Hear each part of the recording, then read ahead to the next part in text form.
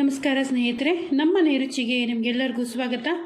ಇವತ್ತೊಂದು ಆಂಧ್ರ ಶೈಲಿ ಪಚ್ಚಡಿ ರೆಸಿಪಿ ನೋಡೋಣ. ಆಂಧ್ರ ಶೈಲಿಯಾಗಿ ತೊಂಡೆಕಾಯಿನ ಬಳಸಿ ಪಚ್ಚಡಿ ಹೇಗೆ ತಯಾರಿಸೋದು ಅಂತ ನೋಡೋಣ.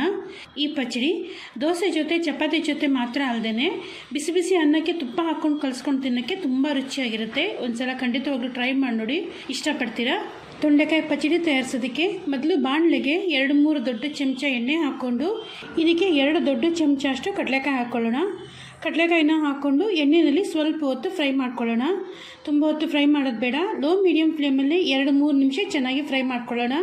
ಇದು ಸ್ವಲ್ಪ ಅರ್ಧಂಬರ್ಧ ಫ್ರೈ ಆಗಲಿ. ಹಾಗೆಯೇ ಕಡಲೆಕಾಯಿದು ಹುರಿತಾ ಇರೋವಂಥ ಘಮ ಬರುತ್ತೆ, ಆ ಹದ ಆಗೋವರೆಗೂ ನೀಟಾಗಿ ಇದನ್ನು ಫ್ರೈ ಮಾಡ್ಕೋಬೇಕು.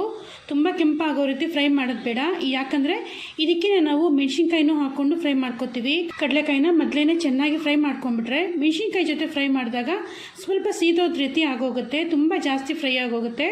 ಅದರಿಂದ ಇದೊಂದು ಅರ್ಧ ಫ್ರೈ ಆದಮೇಲೆ ಇದಕ್ಕೆ ಒಣಮೆಣಸಿನ್ಕಾಯಿ ಮತ್ತು ಹಸಿರು ಮೆಣಸಿನ್ಕಾಯಿ ಹಾಕ್ಕೊಳ್ಳೋಣ. ನೋಡಿ, ಇಲ್ಲಿ ಕಡಲೆಕಾಯಿನ ನಾನು ಒಂದು 3-4 ನಿಮಿಷ ಫ್ರೈ ಮಾಡಿಕೊಂಡು ಈಗ ಹಸಿರು ಮೆಣಸಿನ್ಕಾಯಿ ಹಾಕ್ಕೋತಾ ಇದ್ದೀನಿ. ನಾನಿಲ್ಲಿ ಸರಿಯಾಗಿ 12-15 ಹಸಿರು ಮೆಣಸಿನ್ಕಾಯಿನ ಅರ್ಧಕ್ಕೆ ಮುರಿದು ಹಾಕ್ಕೊಂಡಿದ್ದೀನಿ. ಹಾಗೆಯೇ 8-10 ಬ್ಯಾಡಗೆ ಮೆಣಸಿನ್ಕಾಯಿನೂ ಹಾಕ್ಕೊಳ್ಳೋಣ ಕಲರ್ಗೋಸ್ಕರ. ಇದೆರಡು ಮೆಣಸಿನ್ಕಾಯಿಗಳನ್ನು ಹಾಕ್ಕೊಂಡ್ಮೇಲೆ ಮತ್ತೆ ಇನ್ನೊಂದು 2-3 ನಿಮಿಷ ಚೆನ್ನಾಗಿ ಫ್ರೈ ಮಾಡ್ಕೊಳ್ಳೋಣ. ಮೆಣಸಿನ್ಕಾಯಿನೂ ಸ್ವಲ್ಪ ಎಣ್ಣೆಯಲ್ಲಿ ಚೆನ್ನಾಗಿ ಫ್ರೈ ಆಗಬೇಕು. ಹಾಗೆಯೇ ಒಣಮೆಣಸಿನ್ಕಾಯಿನೂ ಸ್ವಲ್ಪ ಚೆನ್ನಾಗಿ ಗರಿ ಆಗಬೇಕು. ಆ ರೀತಿ ಲೋ ಮೀಡಿಯಮ್ ಫ್ಲೇಮಲ್ಲಿ ಇನ್ನೊಂದು 2 ನಿಮಿಷ ನೀಟಾಗಿ ಫ್ರೈ ಮಾಡ್ಕೊಳ್ಳೋಣ. ನಾನಿಲ್ಲಿ ಸರಿಯಾಗಿ 15 ಹಸಿರು ಮೆಣಸಿನ್ಕಾಯಿನ ತೊಗೊಂಡಿದ್ದೀನಿ. ಇಷ್ಟು ಕ್ವಾಂಟಿಟಿಗೆ ನನಗೆ ಖಾರ ಉಪ್ಪು ಕರೆಕ್ಟಾಗಿ ಆಗಿತ್ತು.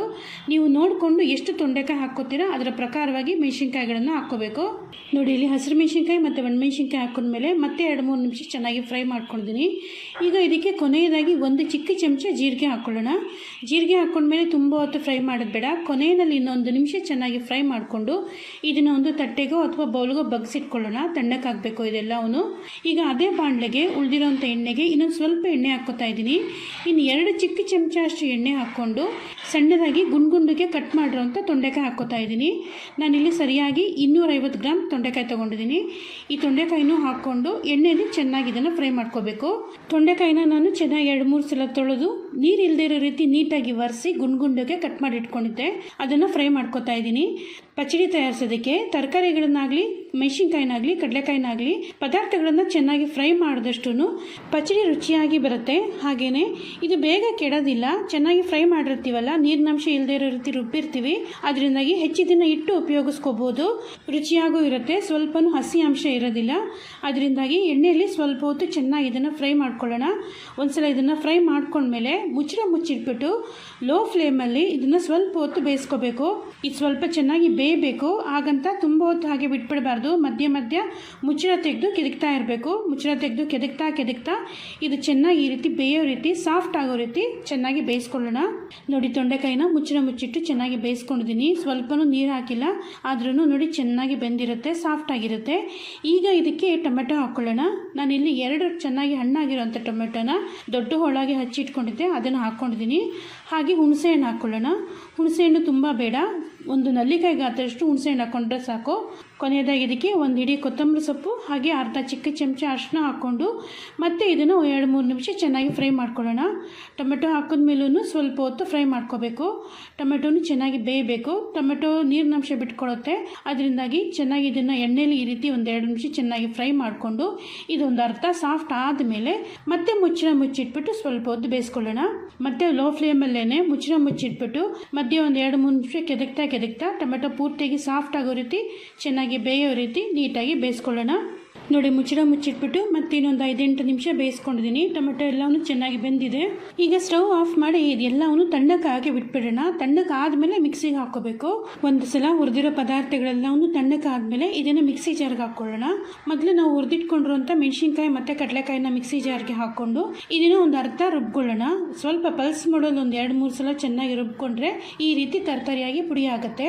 ಈಗ ಇದಕ್ಕೆ ಬಿಡಿಸಿಟ್ಕೊಂಡಿರುವಂಥ ಒಂದು ಪೂರ್ತಿ ಬೆಳ್ಳುಳ್ಳಿ ಹಾಗೆಯೇ ರುಚಿಗೆ ತಕ್ಕಷ್ಟು ಉಪ್ಪನ್ನು ಹಾಕ್ಕೊಂಡು ನಾವೇನು ಮೊದಲು ಫ್ರೈ ಮಾಡಿ ಇಟ್ಕೊಂಡಿದ್ವಲ್ಲ ತೊಂಡೆಕಾಯಿ ಮತ್ತು ಟೊಮೆಟೊ ಅದನ್ನು ಸಹ ಹಾಕ್ಕೋತಾ ಇದ್ದೀನಿ. ಇದೆಲ್ಲವನ್ನು ಪೂರ್ತಿಯಾಗಿ ತಣ್ಣಕ್ಕೆ ಆದಮೇಲೆ ಮಿಕ್ಸಿ ಜಾರ್ಗೆ ಹಾಕ್ಕೋಬೇಕು. ಇದನ್ನು ಮಿಕ್ಸಿ ಜಾರ್ಗೆ ಹಾಕ್ಕೊಂಡು ಸ್ವಲ್ಪನೂ ಸಹ ನೀರು ಹಾಕ್ಕೊಳ್ಳೋದೇ ತರ್ತರಿಯಾಗಿ ರುಬ್ಕೊಳ್ಳೋಣ. ಇದನ್ನು ಸಹ ಪಲ್ಸ್ ಮೋಡಲ್ಲೇ 2-3 ಸಲ ಚೆನ್ನಾಗಿ ಗ್ರೈಂಡ್ ಮಾಡಿಕೊಂಡ್ರೆ ಈ ರೀತಿ ತರ್ತರಿಯಾಗಿ ಆಗುತ್ತೆ. ಒಂದು ಅರ್ಧಂಬರ್ಧ ರುಬ್ಕೊಂಡ್ಮೇಲೆ ಇದಕ್ಕೆ ಒಂದು ಮೀಡಿಯಂ ಸೈಜ್ದು ಹಸಿ ಈರುಳ್ಳಿನೂ ಹಾಕ್ಕೊಂಡು ಮತ್ತೆ ರುಬ್ಕೊಳ್ಳೋಣ. ಮತ್ತೆ ಇದನ್ನೊಂದು 3-4 ಸಲ ಪಲ್ಸ್ ಮೋಡಲ್ಲೇ ತಿರುಗಿಸ್ಕೊಂಡ್ರೆ ಎಲ್ಲವನ್ನೂ ಚೆನ್ನಾಗಿ ನುರ್ಕೊಳ್ಳುತ್ತೆ. ಈ ರೀತಿ ಗಟ್ಟಿಯಾಗಿ ಪೇಸ್ಟ್ ರೀತಿ ಆಗುತ್ತೆ. ರುಬ್ಬುವಾಗ ಈ ರೀತಿ ಒಂದು ಚಮಚ ತಗೊಂಡು ಇದನ್ನು ಕೆದಕ್ತಾ ಎಲ್ಲವನ್ನು ಒಳಗಡೆ ಮಾಡ್ತಾ ರುಬ್ಕೊಂಡ್ರೆ ಈಸಿ ಆಗುತ್ತೆ. ರುಬ್ಬುವಾಗ ನೀರು ಹಾಕೋ ಅಗತ್ಯನೂ ಬೀಳಲ್ಲ, ಯಾಕಂದರೆ ಇದು ನಾವು ಚೆನ್ನಾಗಿ ಬೇಯಿಸಿರ್ತೀವಲ್ಲ, ಈ ತರಕಾರಿಯಲ್ಲಿರೋಂಥ ನೀರಿನಾಂಶದಿಂದನೇ ಚೆನ್ನಾಗಿ ಎಲ್ಲವನ್ನು ನುರಿಯುತ್ತೆ. ಇದೆಲ್ಲವನ್ನು ಒಂದು ಬೌಲಿಗೆ ಬಗ್ಗಿಸ್ಕೊಂಡು ಇದಕ್ಕೊಂದು ಒಗ್ಗರಣೆ ತಯಾರಿಸ್ಕೊಳ್ಳೋಣ. ಒಂದು ಬಾಣಲೆಗೆ 5-6 ದೊಡ್ಡ ಚಮಚ ಅಷ್ಟು ಎಣ್ಣೆ ಹಾಕ್ಕೊಂಡು ಎಣ್ಣೆ ಒಂದ್ಸಲ ಚೆನ್ನಾಗಿ ಬಿಸಿ ಆದಮೇಲೆ ಒಂದು ದೊಡ್ಡ ಚಮಚ ಸಾಸಿವೆ ಹಾಕ್ಕೊಳ್ಳೋಣ. ಸಾಸಿವೆ ಚೆನ್ನಾಗಿ ಚಟಪಟ ಅನ್ನಲಿ.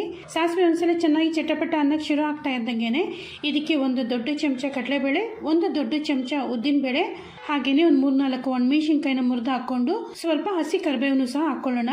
ಕೊನೆಯದಾಗಿ ಇದಕ್ಕೆ ಒಂದು ದೊಡ್ಡ ಚಿಟಿಕೆಯಷ್ಟು ಹಿಂಗನ್ನು ಸಹ ಹಾಕ್ಕೊಂಡು ಇದೆಲ್ಲವನ್ನು ಚೆನ್ನಾಗಿ ಒಂದ್ಸಲ ಕಲಸಿ ಒಗ್ಗರಣೆ ತಯಾರಿಸ್ಕೊಳ್ಳೋಣ.